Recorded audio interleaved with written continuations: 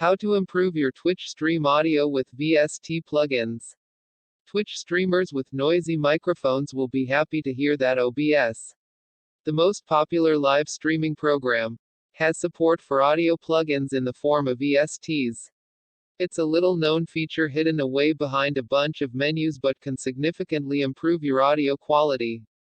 Virtual Studio Technologies, VSTs, serve as an interface between an audio processing program and any other application that supports them. Like OBS, you can get VSTs that act as instruments for music production software. But the ones that matter for OBS users are VSTfx plugins, which act as audio effects. For those of you that use Streamlabs OBS, you'll also be able to use VSTs, as it is based on regular OBS. The process for installing plugins can vary depending on which plugins you have. For most of them though, they'll go in See Skeptical Smiley Face, Program Files, VST plugins, and will be in separate folders organized by plugin or manufacturer name.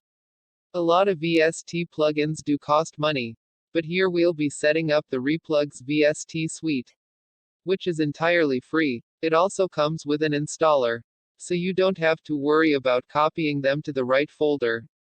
Just click through the installer and let it set things up for you. To get started, you'll want to right-click the audio device you want to use and then select Filters. OBS has a few basic plugins of its own, mostly for noise control, but we'll be using the VSTfx plugin option. Here you can select the plugin you'd like to add.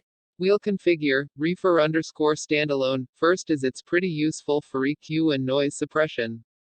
You can add multiple plugins as well, which you'll need to do if you want to use different plugins from Replugs. Once you've got them added, that's all the work you'll need to do in OBS itself. After OBS is set up, you'll have to configure the actual plugin settings. Each VST plugin has its own interface that opens in a separate window. You'll want to click the Open Plugin Interface button right below the drop-down to get there. The first useful feature is the subtractive EQ, which can capture a noise profile and adjust the EQ accordingly. Select Subtract as the mode and stay quiet for a bit while you turn on Automatically Build Noise Profile. You'll see the red EQ profile change to match the room noise. You'll want to turn the capturing off after a few seconds though, or it will start filtering your voice out. The Reefer plugin can do normal EQ and has a built-in compressor and noise gate. But the Recomp plugin gives much greater control over the compressor.